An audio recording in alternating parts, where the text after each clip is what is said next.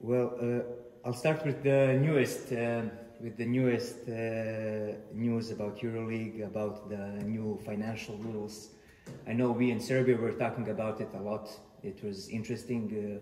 We already started speculating how could the Serbian teams work in the new environment. So, what do you think about the new rules of Euroleague? I suspect you're satisfied with it. It's interesting how it will work. Yes. It took a long time to get there and to get it approved and to work with the teams. So we're really excited. And on the other hand, we also understand that we need to learn and it's in theory you put it and it looks one way, and when you start implementing, we'll see how it works. But obviously, it's created and it's approved in order to help the teams control a little bit the spending of the players, and as a league to have the bottom also lifted and even more competition than it is right now. On the first thought, it seems like an NBA thing, but it seems like it's really not. It's a really unique set of rules. Yes, it's not the NBA. It's not the salary cap. Yeah, it's not the salary cap. Yeah. We don't put a hard cap that you cannot spend, because we know that some clubs want to spend more, some want to spend less, but it's some control mechanism focused on different spheres. How you have to think. Now you have to think, and it's as an ex-GM, I think it's so much fun to sit and think, you know, if I put my chips there, you know, how much I have left, and so on and so forth. So you have to try harder to build a team, and it's going to be hopefully more fun, not only for the spectators, but also for GMs to prove how they can work. It seems like the main goal is to make everything more exciting, to make everybody more competitive. Yes, we have competitiveness right now. Yeah, it seems like it's now it's great, but it can make it in another level. Yeah. You know, in the media, everybody focused on the top clubs and their spending, but we also need to understand that it's the same number of the clubs from the bottom that have to make a big step forward to put more money and to to deliver and to sign better players. So everybody's focused on the top, but we need not to forget about the bottom as well. Our website Mozzart Sport talked already to many GMs, and like Alba is really excited about the new rules, Berlin, but I've talked to Panathinaikos and they're like, oh, why are you constraining us? So it's how do you see it? Is it difficult to manage all the clubs? Of course, and all of them have different problems. Yes. But like I said, we need to start from somewhere. We always talk about the league being more sustainable, about the clubs being more sustainable, losing less money. I think it's a huge step forward for this to control the spending and also to have better competition. Do you maybe think that some salaries of players will rise because you have anchor players, right? So maybe that would create an environment for some players to maybe their salaries maybe jump a little bit. I don't look at it this way. I more imagine that, you know, if you go somewhere, you know what you can get. Just you talked about NBA yourself, so a little bit of, you know, if I go from one team to another, I know that the jump will not be 2 times or 5 times or 3 times. So I look at it more this way, that you will have to think where, like I said, where do you put the chips and which players do you focus to? And so it's a bigger risk, but I don't think the salaries will go even higher. Do you think the rules will maybe evolve over time, or do you see it as like a set? 100% it will evolve. 100%. This is on the paper you put it one way. We discussed a lot and there were different models, but this is the model we came up with, and I'm sure we'll talk to the clubs continuously to see if it's not, like you said, not constraining them to build the best team possible and to have best players possible in the league. You already touched upon it, but it seems like Euroleague is in a really good place right now. Popularity, I know in Serbia, is incredible. Every week there's a full arena in Belgrade. How do you see the competition as a whole right now? It is evolving. It's really, the games in Belgrade, it's special atmosphere. It's always amazing show, but we are really happy with the numbers and we keep growing, and this is motivating, and I still believe that we did not reach the top. We can do better. How do you see it in the upcoming? What would you like to see from Euroleague in the upcoming years, in like the next 5 years, maybe? Grow the number of the teams. Keeping the same level of every game matters. That any team can beat anybody. I'd like to have more stability and more understanding on which teams are there, you know. And as a new CEO, I want to say we need to try new things. We need to open up new markets. That's why we're going to the Abu Dhabi for the Final Four. There's talks with Dubai team, which is already in the Evroligi. So you were the first ones, or not you personally. Yeah, of course, the Evroligi was the first to open the doors. Yeah, so there's a lot of potential, and I'm not talking about the basic stuff that we need to grow the markets of UK, France, Germany, Italy that we keep talking about. But I guess taking Serbia as a great example, it's a matured market. People love the game. We just want more people in different markets to enjoy the game as much as they enjoy in Serbia.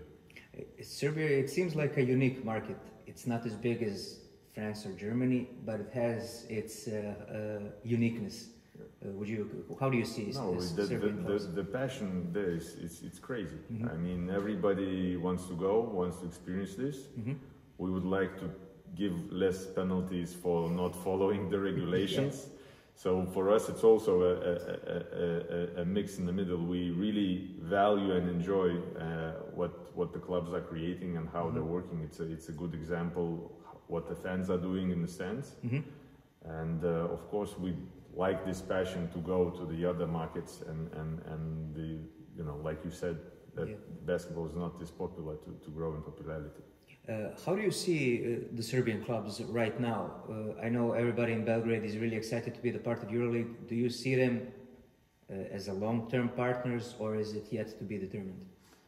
We are not looking at changing the system right now. We have 13 shareholders, and there's no discussion about adding more at the moment. But definitely, you know, with the focusing on the fans and also how the teams are performing, we want to have Belgrade teams in the competition, and we've had them for quite a long time, and you know, obviously we hope that it will stay this way. What would you think that the Belgrade teams could do better in EuroLeague from maybe an organization standpoint, or whatever what would be your advice for them to even grow a bit bigger? There's no advice. The job is good.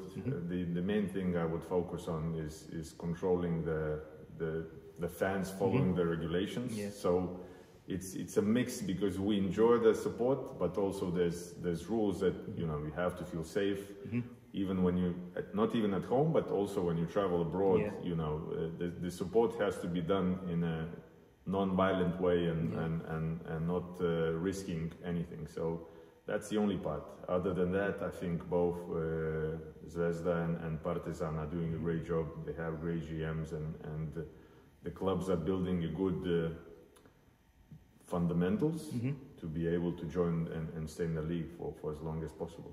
You mentioned broadening the EuroLeague. What would be the ideal? I mean, I know you answered this question a lot, but what would be the ideal number of teams? It depends.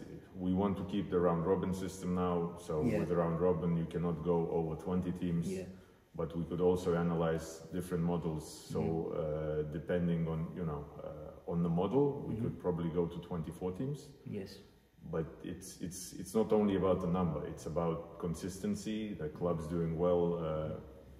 Again, mentioning even the teams in Belgrade, stability and constantly doing a good job. This is important. So if we want to grow and go even to up to 24, I think it has to be the clubs who have great fan base, they know what they're doing, great arenas, and everything built around that. You think the round robin system could be in place even with 24 teams? No, that would hurt a lot the domestic competition, and this is always a problem we have to deal with, because the clubs want to play and FIBA is there, and you know, it's a delicate issue. Is the calendar probably the main problem with EuroLeague? Yes, 100%. The calendar is the only problem that we have. how do you manage it? How, do you talk about it before the league, during the league? How do you negotiate? We always try to find ways. The problem is we have a problem. The reality is that we have different, countries with passion for domestic competition as well. So it's difficult because we cannot go and say, okay, now you do this for the EuroLeague. It's everybody for themselves, and for us to have the balance, not to overpush the players, not to make it too boring for the fans because it's always the same team. So it's a balance. It's a lot of discussion with, like I said, the leagues, FIBA, everybody to find this perfect scenario, which I don't think really exists, but because we're taking the blanket away from each other. It seems like the competition right now is in a pretty good place. I mean, it can't be perfect, but every week there's excitement. We have like 13, 14 teams fighting for the playoff spots. Yeah, this season is really good, and every year we say the same thing, but I think even this year it's even more competitive than last year. So I mean, the slogan "Every game matters." I couldn't imagine a more accurate slogan. Yes. It seems like every game is a final. Like for Partizan and Red Star now, it seems like every game is a finals. The hype is so much. It's insane in Belgrade how many people talk about EuroLeague games. They look ahead on the schedule to look who's coming, where's the team going. So I don't think there's ever been a better time for basketball in Belgrade. But you see, both teams are still competing to go there. So that's why I know how it is when you want the team to go into the play-ins. So I know all the fans are all in. And like you said, every game is the final. So we're really glad to see this and hope, till the end of the regular season, we will have the same competitiveness. We already mentioned ABA League, and I have to ask you, how's your communication with ABA League? There's always speculation, like, is the champion of ABA League, does he secure his place in EuroLeague, or is it like, how do you say, a plus for you to look at them? There was a huge debate last year, I remember, because I read the bylaws and I remember we had the system where the champion was there. Now it's not, and of course it creates a plus. Our relationship with the ABA League, like I said, because of Dubai, because of what they're doing, it's a really good relationship. Like we're trying to have with all the domestic leagues, but we really value the courage that they took. It's a great step forward. We continue to monitor how they organize the games, but again, it's a plus. But for me, it's really difficult to imagine only one team from Serbia. It's always, we know how much, like you said, how much passion is there. So if we say only a champion would go, I think it's a problem. So we for many years we've been looking at both teams from Belgrade to be in the EuroLeague, and of course. We're talking only now EuroLeague, but also Euro Cup. Budućnost and Cedevita are there. Cedevita were so close to make it to the semi-finals with a crazy fourth quarter, and so again, we really like what the league is doing. We have many teams from the competition there, and we continue to monitor and to partner. ABA League in Dubai. ABA League seemed to have made a really good choice, opening the doors for Dubai and kind of making it for you to see how Dubai is working as a market, as a club. How do you see it? Very positive.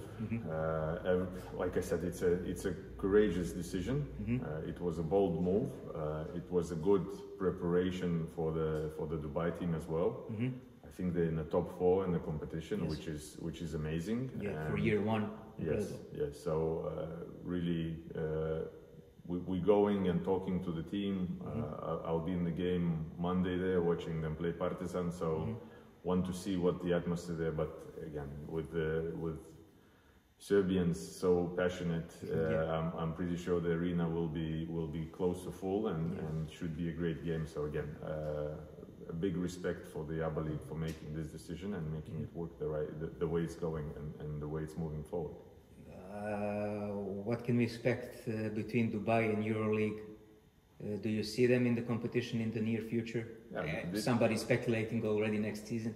We are in discussions. A lot depends on if we expand or not.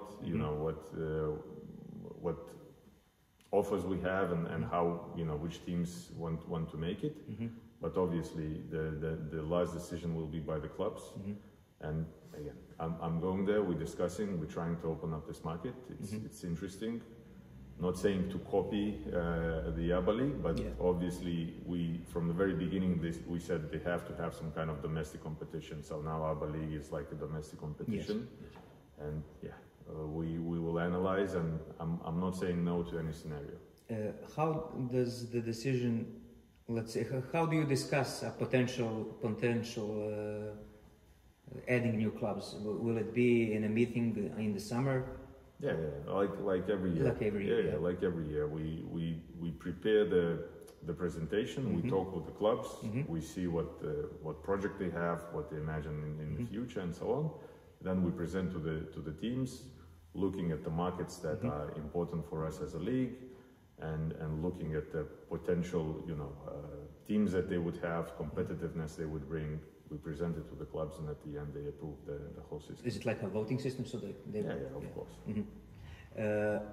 Next summer, it seems like there's going to be a lot of changes in Europe. You know, you've already talked about this. Let's say a rumor about the NBA entering the European market. How do you see it? Is anything actually happening? We want to know as well. We only heard the rumors. We're trying to get in touch and to talk to both sides. I mean, FIBA and the NBA. We'll find out. I mean, we always said we have a strong league. You said it yourself. The passion is there. People understand the game. We are 25 years young, and we are ready to grow. We don't believe there's a need for a new competition system. We always believe that working together we can only grow the game, but if we work separate, you know, the fans will suffer even more. So there's a strong league ready to grow and ready to work together. This is the message that we keep sending. I mean, saturating the market now, it seems like illogical. Yeah, 100%. You know, we have the best teams. Obviously, when the NBA comes and says we want to do something, everybody looks. Yeah, everybody wants to listen because they are the best. They have the best league in the world, which is the NBA. So it's normal that everybody wants to listen. But we believe in the project that we have. We have the best clubs around, and we will continue to work to improve our league. And again, always ready to sit down and talk how we can work together or make it better. One last thing: the Russian teams.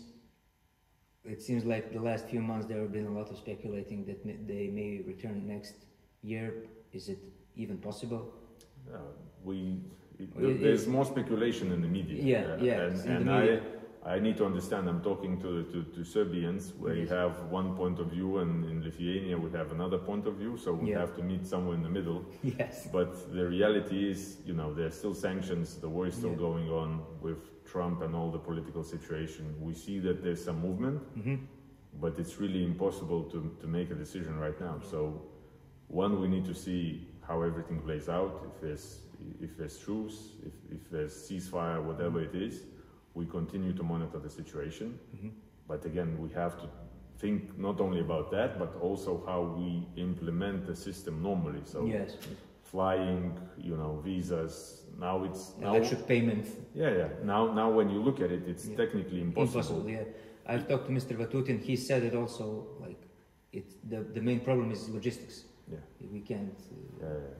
I mean, to take CSKA out. If you're talking about Vatutin, it's they have a team. They just need to upgrade the team, and everything is really easy to implement. But there's things from outside that we cannot control. So everything has to firstly be fixed there, and of course we have good personal relationship. They are members of our board.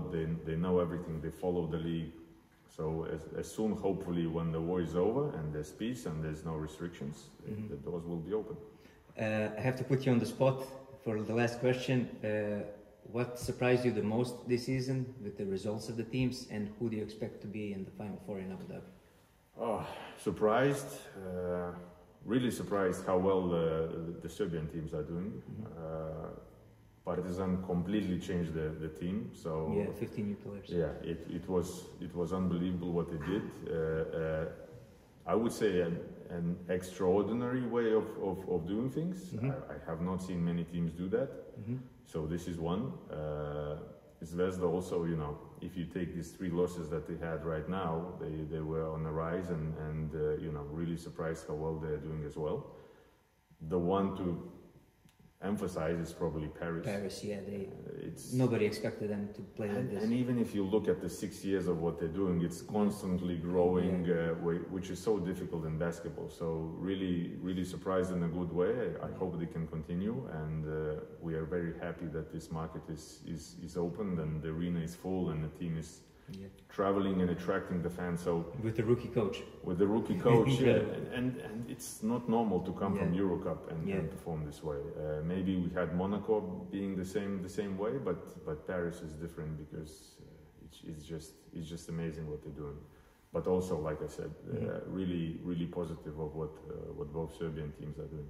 And what about the four teams? I mean, the Greek teams seem to be at the top right now, but they're really. Who do you expect to go to? It's going to be very interesting when the playoffs start, because Madrid is there at the verge, but everybody expects them to make it, and then when they have to play someone, you know, they have the experience, they have the know-how. I will not be crazy. I think two Greek teams and Fenerbahce that are currently the top 3 teams. For the 4th one, it's going to be interesting. I wanted to say maybe Monaco, but then they lost yesterday to Tel Aviv. So it's this 4th position will be crazy. But again, let's see who's at the bottom and how the first will have to play the last. So it's interesting. The play-in decision, best decision ever. Yeah, it brings the passion and everybody's still fighting to get in there. So happy it worked out.